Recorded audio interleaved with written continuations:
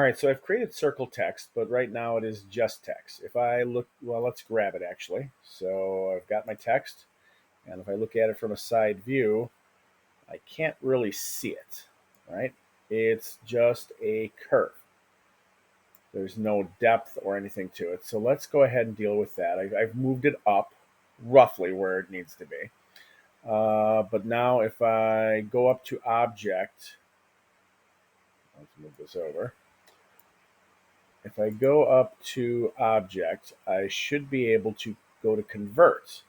Right now on the side, we can see these items denote kind of what they are. These triangles are meshes.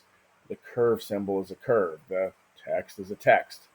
But if I go up here to object and if I convert the selected item to a mesh, we will now see that this is actually a mesh. The other thing I need to do is I need to extrude this.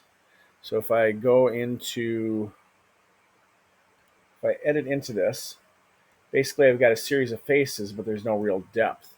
So what I can do is I can push A to select everything, and then E to extrude, and give this a little bit of thickness.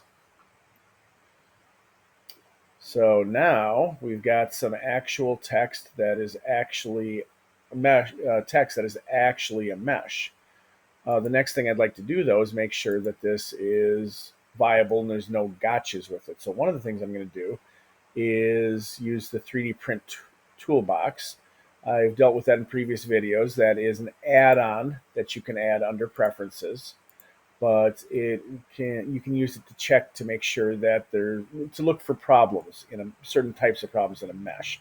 So I'm going to just go ahead and push the check all button and confirm that, all right, I don't have any non-manifold edges, bad contiguous edges, 0. Okay, there's a few intersecting faces, some 0 faces, and some things that might be of concern. But overall, the big thing I was looking for was the non-manifold edges. I know this thing is at least watertight, so I'm going to continue with what I have.